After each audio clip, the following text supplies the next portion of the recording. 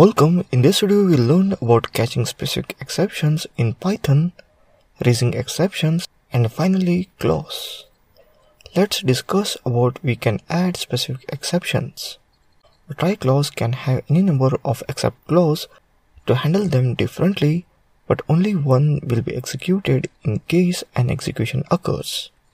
We can use a tuple of values to specify multiple exceptions in an except clause. Here is an example pseudocode.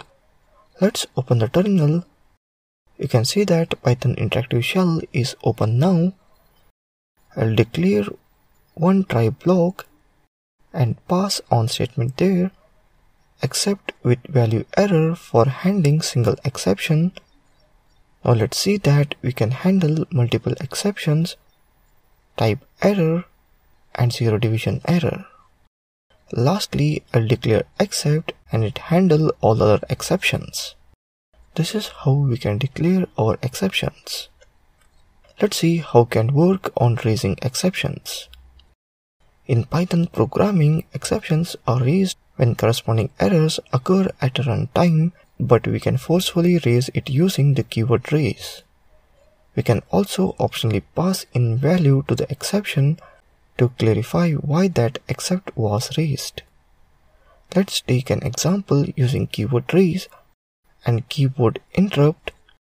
This displays the keyword interrupt errors.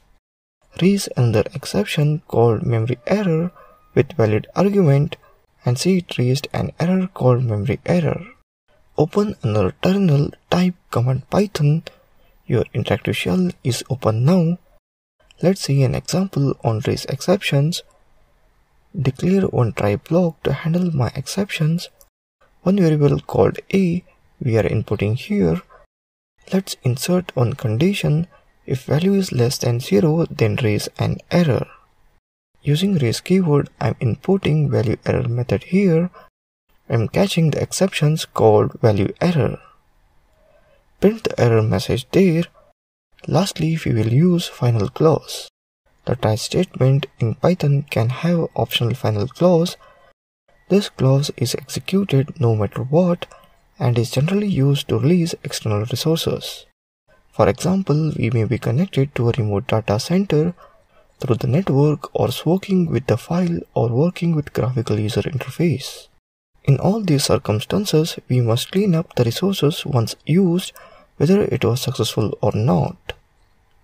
These actions are performed in finally clause to guarantee execution. Finally, keyword and last message print in final block. You can see that it asks for value here. I'll input 5. You can see that it printed the value error message here. Lastly, it will print the final block statement. This is how we can create and handle our exceptions. That's it in this video on catching specific exceptions in Python, raising exceptions, and finally statement. Thank you for watching this video.